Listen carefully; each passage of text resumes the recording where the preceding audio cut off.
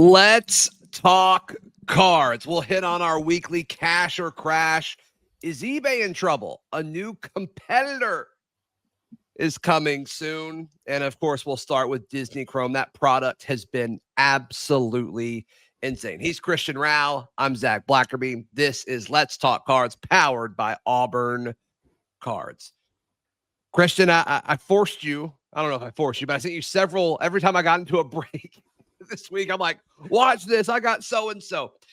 Every break, and then I went and got some. I went and bought a mega box too, just because the FOMO for Disney Chrome was just insane. The more I watched it rip, the more I'm like, this product is so good as far as the quality, as far as what it looks like.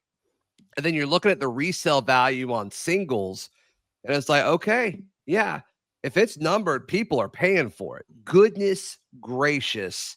Yeah, the more I look into Disney Chrome, the more I like it, Christian.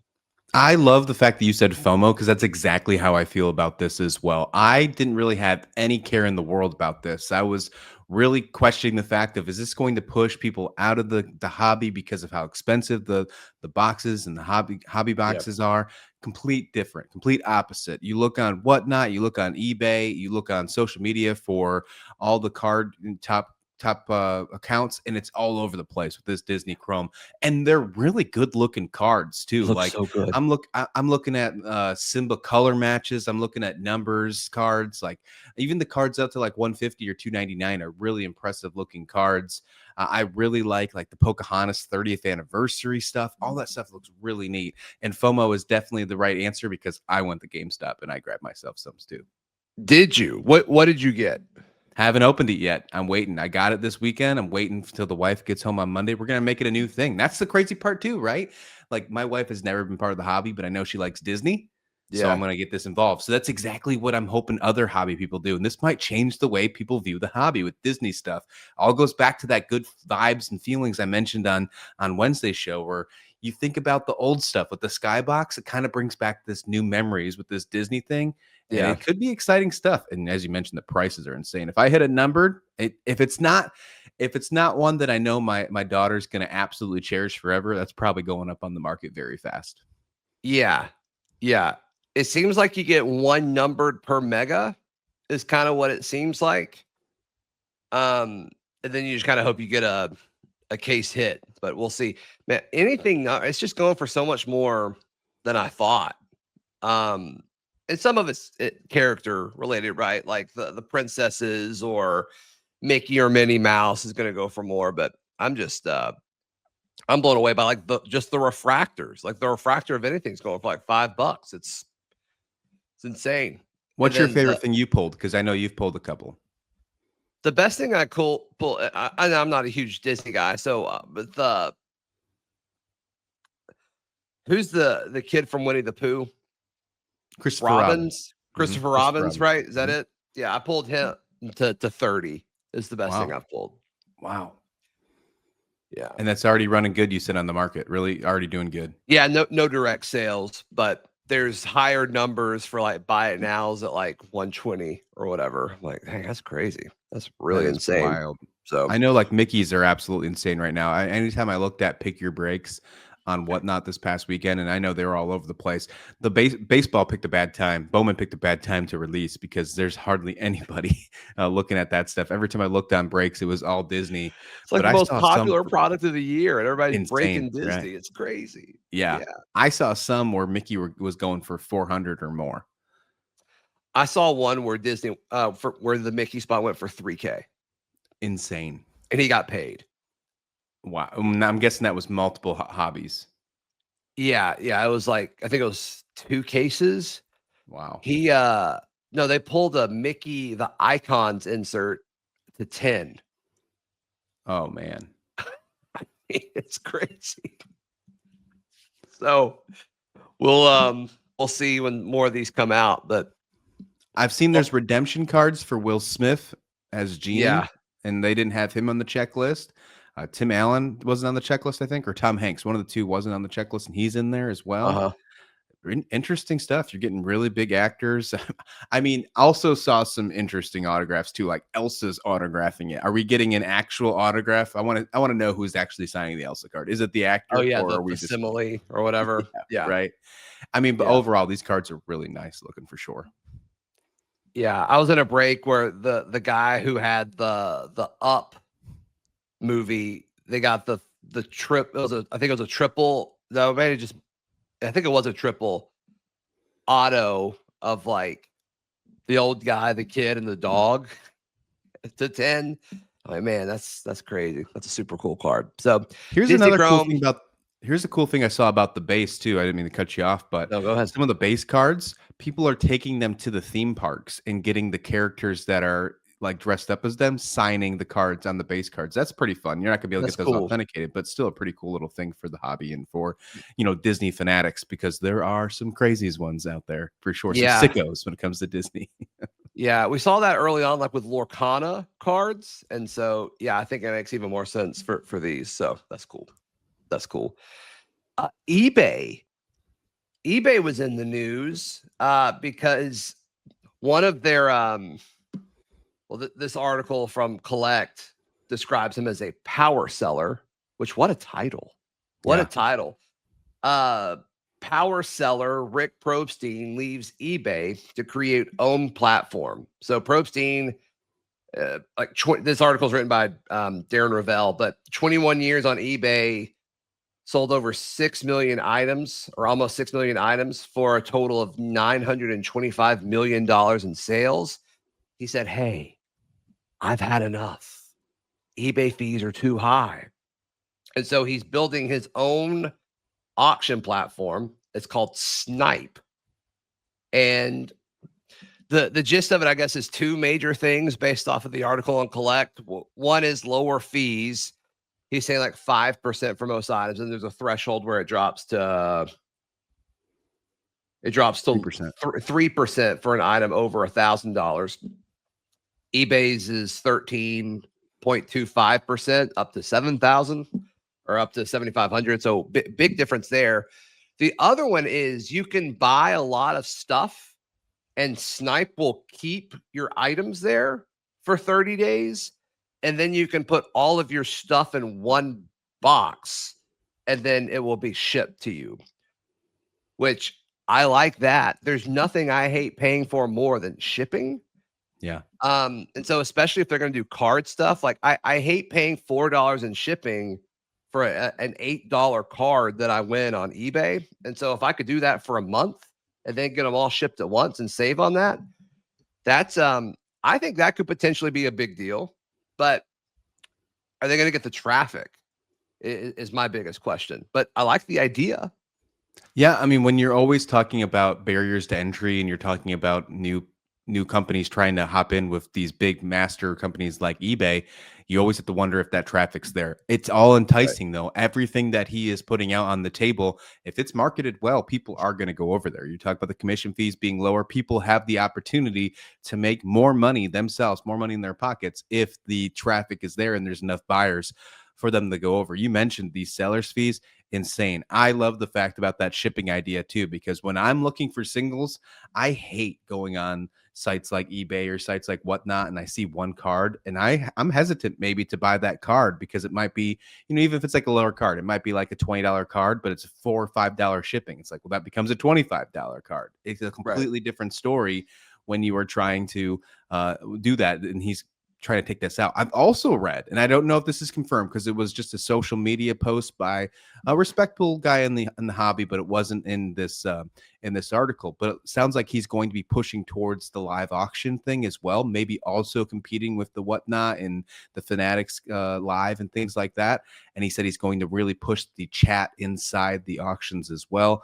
Could be fun, could add a whole bunch to the live social shopping, which of course a lot of people in the hobby are trying to push towards. So if this takes off, wouldn't be surprised. And if you believe in this, this is a good idea to try and get involved early. And if you're a seller, you should try and get in early and get your stuff up as much as possible, because who knows, it could benefit you in the future. Who knows, the algorithm might help you by having something up there and being an OG to this. So this starts, I believe, in November He's already taking stuff off his eBay. He's going to stop selling in November overall on Yeah, I eBay, and think then start and turn to his this. last day is October 23rd for selling on Wow. eBay. And that's insane because I was looking at some numbers and he was putting up like millions of dollars and thousands of sales a month when it comes to this. And now that's going to take a lot. It's going to be a big hit for eBay too. Yeah, I wonder how much a company as big as eBay feels something like that. Like that's a big number, but is that a big number to eBay? I don't know.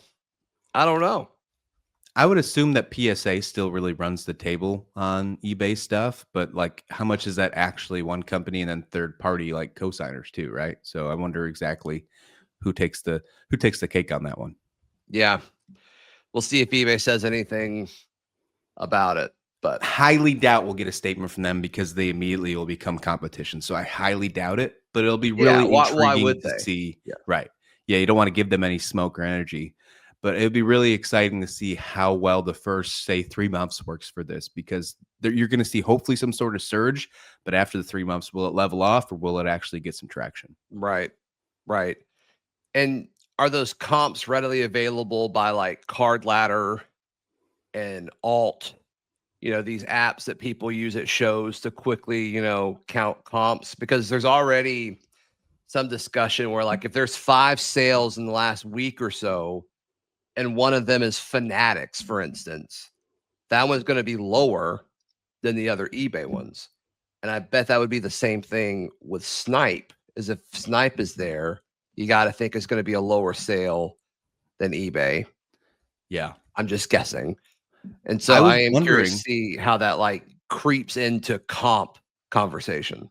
Yeah, I was wondering why they called it snipe. I didn't even read the entire article. I missed the bottom paragraph on the bottom. I'm checking it out right now. The reason it's doing it is because there's going to be 3 ways you can bid: next bid, max bid, or of course snipe. If a collector chooses snipe bidding, the max bid hits with 2 seconds left and extends the auction 15 seconds.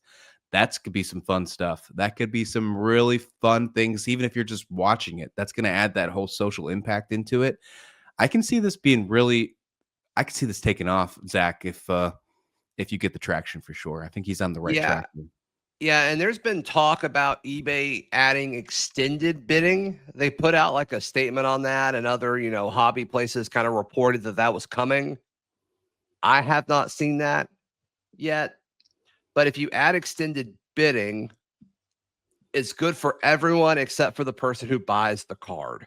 It's great for the seller. It's great for other people who have similar cards because it's going to make that comp higher because more people are going to bid on it. It's just whoever gets the card is paying more for it. So I like that as well. But I don't know. Comps Once will again, probably be higher though if you know that you'd only have to pay for shipping once. that's true. That's true. And I'm just thinking, like, if I've already bought something, like, okay, maybe I'm more prone and more on the attack to buy other things over the next few weeks since I know I'm going to save on shipping. So, yeah, no, it's interesting. So we'll see. We'll keep folks updated on what that might look like over the next few weeks. Christian, it's time for our weekly cash or crash, my guy. I love this segment. I love that we did this last week, and it's a perfect time to continue it and keep it rolling on this Monday. It's a great way to start your Monday for sure with that. And what a crazy weekend of college football and NFL. I'm going to NFL on this one, though. I don't know if you are as well, but I think there's just so many in the hobby to pay attention to.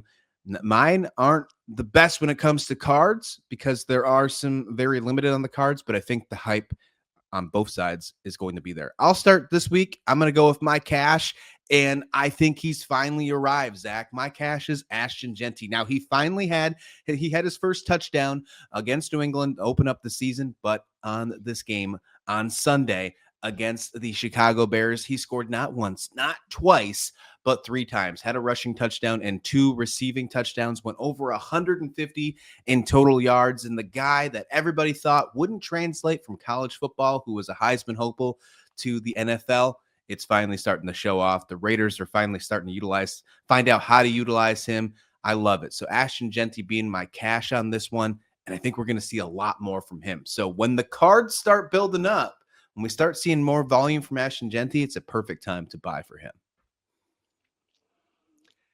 Yeah, I mean, right now, we're seeing some of his Donruss cards move. I mean, he'll be one of the more.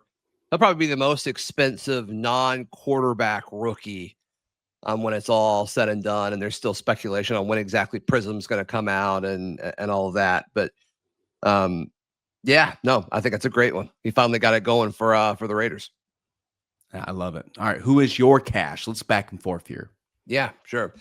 My cash this week is none other than the Drake May. I thought what he's done, not only this weekend, but just for the entire season up to this point, he's been remarkably efficient, and he doesn't look like a second-year quarterback. And he's doing it throwing to a banged up Stephon Diggs, who's nowhere near 100%, I don't think, and Hunter Henry. Like, those are his guys.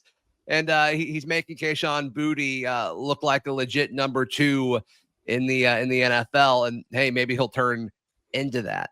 But yeah, Drake May, as far as his athleticism, his speed, his decision making, to me, Drake May looks like a top quarterback in the NFL. So my cash this week is Drake May, quarterback of the New England Patriots.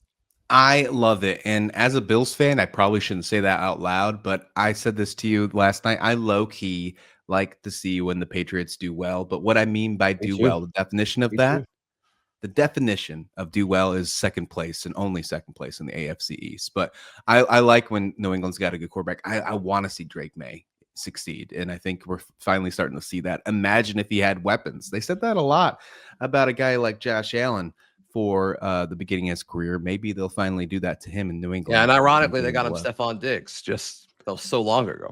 Yeah, interesting stuff here. Well, speaking of rookie quarterbacks or young quarterbacks in this case, my crash for this week is the number 1 overall pick in Cam Ward.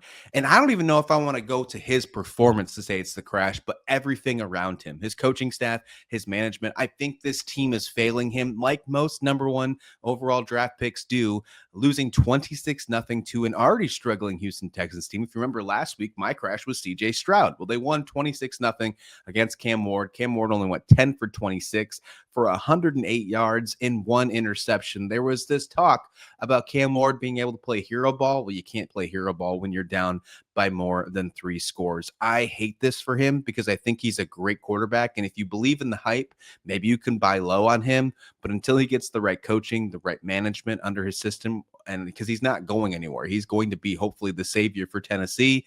It could be a long wait for Cam Ward lovers when it comes to the hobby. Yeah, Cam Ward's going to be interesting because he's signing with Tops, and it's just going to be a long time until he actually has like a rookie auto. And so I'm interested to see what that looks like. But his Bowman stuff has gone down. I mean, his orange to 25 out of Bowman's best went for $260. And I feel like that was a several $100 card not that long ago. That went yesterday. I'm trying to scroll to see other comps. Yeah, his Prism draft picks auto went for like 60. I feel like that was a $100 card not that long ago. His refractor auto, so out of 299 into Miami Uni, went for 110.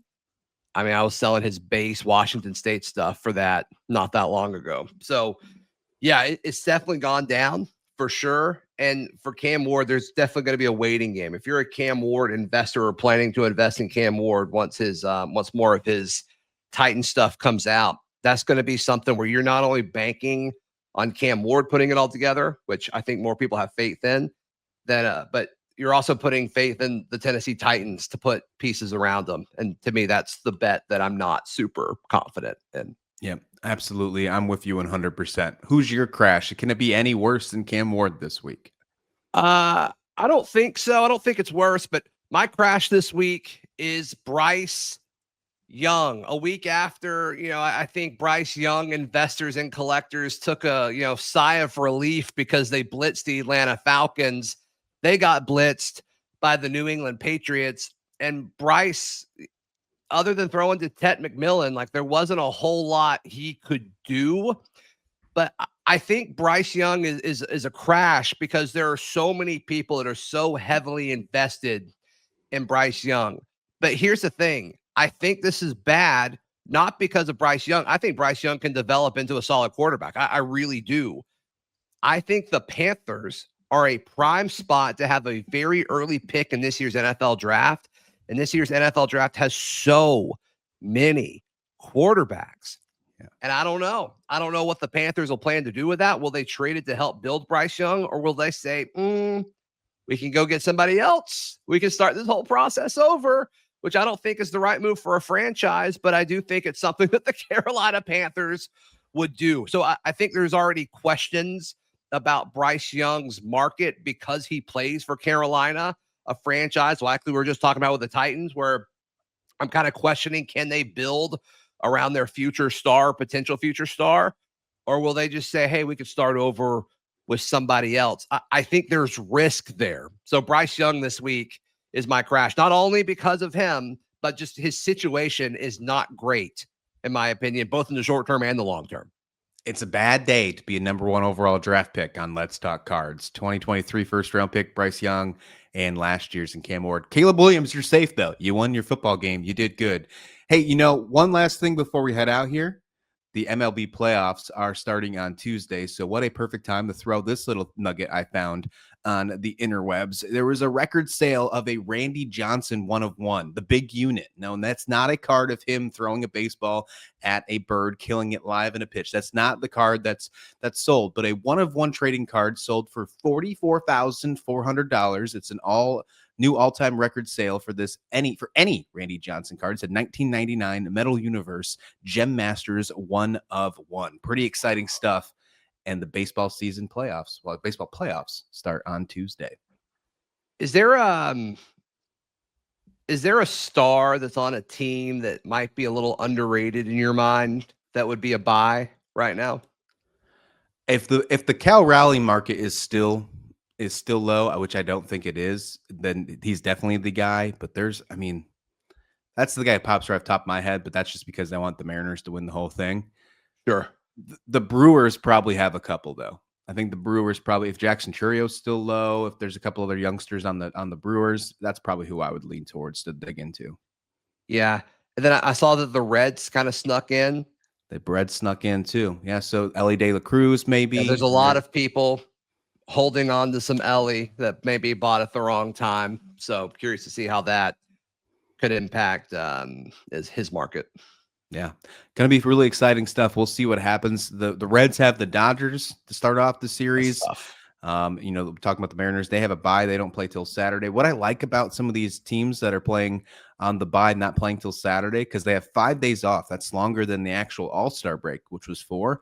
They're inviting fans in. I know the Phillies are doing it. The Mariners doing it. I think the Brewers are too. They're inviting fans in to come watch their inter-team scrimmages for free during the off week to try and keep that fan environment to make sure they stay fresh for the game. So cool. Exciting that you get the bye because you've played so well, but 5 days off is crazy when you're trying to stay in playoff form. Yeah, that's a long time. Christian Rauh, Zach Blackerby, thanks for tuning in to Let's Talk Cards. Like the video, please subscribe and follow us on socials at auburn.cards. We appreciate it a ton. We'll see you next time. We're always here talking cards.